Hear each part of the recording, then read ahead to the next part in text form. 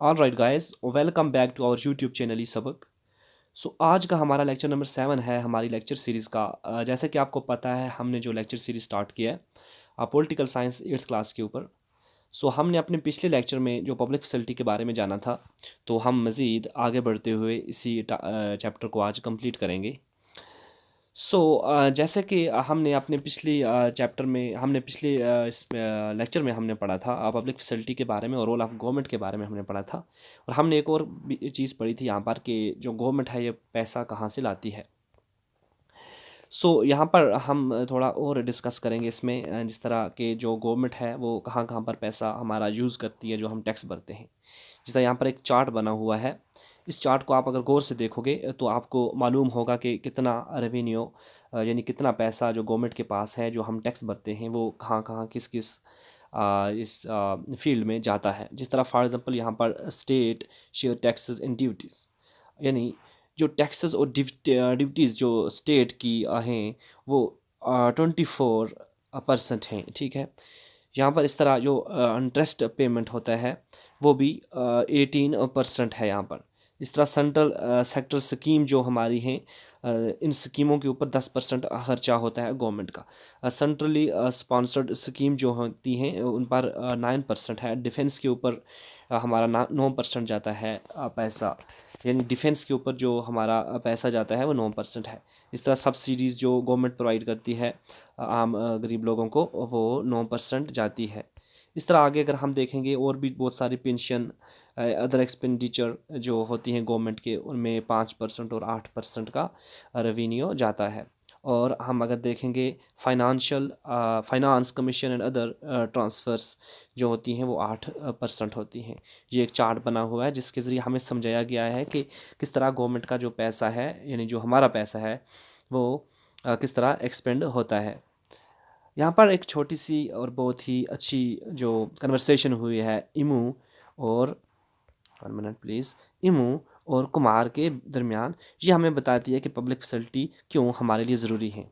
जिस तरह यहाँ पर इमू जो है वो कुमार से पूछती है कि आपको पता है सादीपत रोड जो है ये एक बहुत बम्पी रोड है। बम्पी होता है जहाँ पर जो अनइवन रोड होती है, यानी जहाँ पर जो खड्डे बहुत सारे गड्ढे होंगे, यहाँ पर रोड ठीक नहीं होगी, मतलब अच्छी कंडीशन में रोड ना हो, उसको हम बम्पी रोड कहते हैं। यानी ये इमू जो है वो कुमार से बोलती है कि यहाँ पर जो हमारी रोड है यहाँ पर स्ट्रीट लाइट भी नहीं है और बम्पी रोड है। अब जो कुमार उसको रिप्लाई में बोलता है कि what better can you expect in Islam, यानी जो इस्लाम होता है उसमें इससे अच्छा और क्या हो सकता है, यानी इस्लाम में तो ऐसा ही होना चाहिए। कुमार उसको एक नेगेटिव चीज़ बोलता है। अब इमू जो है वो मज़ीद बोलती है उसे कि why should Islam be like that, यानी इस्लाम ऐसी क्यों हो। यानी वो उसको बोलते हैं कि इस्लाम वो उसको बोलती है, इमू जो कुमार को बोलती है कि इस्लाम ऐसे क्यों हो। Shouldn't they have public facility, यानी उनको पब्लिक फैसिलिटी ना होनी चाहिए क्या, उनको फैसिलिटी पब्लिक फैसिलिटी ना हो, इस्लाम ऐसे क्यों हो। कुमार उसको बोलता है I think public facility are for all those who live in proper house in a colonies, they are the people who pay taxes, यानी ये इसको बोलता है कि पब्लिक फैसिलिटी तो उन लोगों के लिए होनी चाहिए जो एक प्रॉपर हाउस और कॉलोनीज में रहते हैं, क्योंकि ये लोग टैक्स पे करते हैं गवर्नमेंट को। ठीक है, अब जो इमू है वो बोलती है what do you say that, आपने ये क्या कह दिया, आपने ये क्या कह दिया। Islam dweller are also citizen and they have right to, Islam dweller जो हैं वो भी सिटीज़न हैं और उनको भी राइट है जीने का। अब आगे कुमार जो है बोलते हैं अरे the government will go bankrupt by this, यानी अगर गवर्नमेंट इन सिटीजन्स जो इस्लाम के अंदर रहते हैं इनका ख्याल रखने लगेगी तो वो तो बैंकरप्ट हो जाएगी, क्योंकि यहाँ से तो कोई टैक्स नहीं आता है गवर्नमेंट को, वो तो बैंकरप्ट, वो तो कंगाल हो जाएगी गवर्नमेंट। इमू जो है वो उसको बोलती है well well it has to find a way, can you imagine that what it would be like to live in slum without proper road water electricity, क्या आपको पता है इलेक्ट्रिसिटी रोड और वाटर फैसिलिटी के ना होते हुए इस्लाम के अंदर लाइफ कैसी है, इस्लाम के अंदर लोग किस तरह रहते होंगे, कैसी कंडीशन होगी। कुमार जो है वो अब उसका जवाब नहीं देता है और ऐसे ही टाल देता है। इमू जो है वो उसको बोलती है मज़ीद कि आवर कॉन्स्टिट्यूशन जो है उसने पब्लिक फैसिलिटी को एज ए बहुत सारी पब्लिक फैसिलिटी को as a right to life के अंदर यानी राइट टू लाइफ का पार्ट इज्यूम यानी रिकोगनाइज किया है। और गवर्नमेंट का ये रिस्पॉन्सिबिलिटी बनती है कि वो लोगों के इस राइट को प्रोटेक्ट करे और लोगों को डिसेंट लाइफ जीने का हक मिलना चाहिए। अब आपसे ये क्वेश्चन पूछा जाता है यहाँ पर, what whose point of view do you agree with, यानी आप लोग किसके पॉइंट ऑफ व्यू से, यानी इमू और कुमार में से किसके पॉइंट ऑफ व्यू से आप एग्री करते हो। तो आप कमेंट सेक्शन में मुझे बताओगे कि आपको किस का जो व्यू है वो आपको अच्छा लगा, यानी कौन का किसका व्यू पॉजिटिव था। आगे बढ़ते हैं हम अपने नेक्स्ट टॉपिक की तरफ, जो है यहाँ पर भी यही चीज़ बताई है कि जो सेंट्रली स्पॉन्सर्ड स्कीम जो है हमारी, सॉरी, जो हमारा tax revenue of central government rupees come from, यानी कहाँ कहाँ से ये रुपीज़ आते हैं। इस चार्ट को आप अच्छी तरह देखो। नेक्स्ट जो हमें इस टॉपिक में, इस चैप्टर में पढ़ना है वो है water supply condition in water supply to Chennai, is it available to all.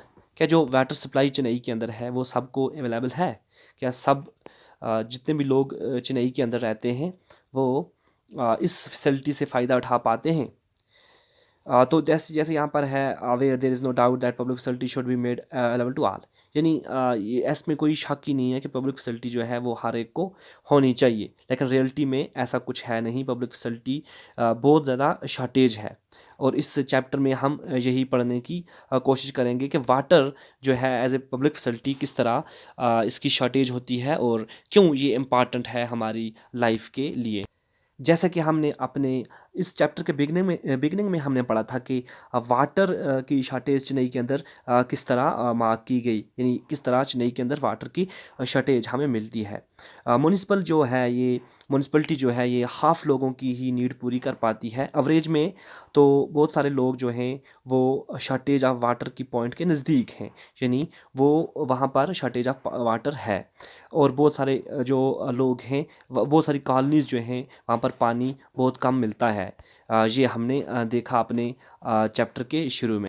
Water का जो शॉर्ट फॉल है, यानी जो शॉर्टेज है वाटर की, वो तो ज़्यादातर गरीब लोगों पर ही हमें देखने को मिलती है। जो अमीर लोग होते हैं वो क्या करते हैं, यानी जो मिडिल क्लास लोग होते हैं जिनमें अमीर लोग आते हैं, वो क्या करते हैं कि वाटर की जो शॉर्टेज अगर उनको हो जाए तो वो प्राइवेट तरीके से वाटर हासिल करने की कोशिश करते हैं। यानी वो अगर वो बोरवेल डिग करेंगे, अगर वो वाटर बाय करेंगे, अगर वो टैंकर से बाय करेंगे या फिर बोटलेड वाटर लेंगे तो वो ले सकते हैं। लेकिन ज़्यादातर गरीब लोगों को शॉर्टेज का सामना करना पड़। अवेलेबिलिटी ऑफ वाटर की अगर हम बात करें, यानी वाटर का जो एक्सेस है वो तो एक अलग बात है, लेकिन सेफ़ वाटर जो है वो भी बहुत कम लोगों को ही मिल पाता है। सेफ़ वाटर उन्हीं लोगों को मिल पाता है जो इसको अफोर्ड कर पाते हैं, यानी अमीर लोगों की बात यहाँ पर हो रही है। यहाँ पर जो अमीर लोग हैं वो अपने चॉइस पर बोटलेड वाटर ख़रीद लेंगे, प्यूरीफाइड वाटर ख़रीद लेंगे, यानी सेफ़ वाटर की बात हो रही है, वो ख़रीद सकते हैं। लेकिन जो इस शॉर्टेज का जो शिकार हो रहे हैं, चाहे वो ड्रिंकिंग वाटर की बात की जाए, चाहे वो सेफ़ ड्रिंकिंग वाटर की बात की जाए, तो वहाँ पर पोर पीपल जो हैं वो फिर पीछे रह जाते हैं। पोर पीपल मनी ना होने की वजह से ऐसा पानी ख़रीद नहीं पाते हैं, या वो सफिशेंट सेफ़ वाटर ख़रीद नहीं पाते हैं। जो एक यूनिवर्सल एक गोल है, गोल है जो universal access to sufficient and safe water. तो हमने इस वीडियो में ये सब हमने इस लेक्चर में जानने की कोशिश की कि किस तरह वाटर एक इम्पॉर्टेंट है। अब हम आगे देखते हैं कि और क्या क्या हमें पढ़ना है इस चैप्टर के अंदर।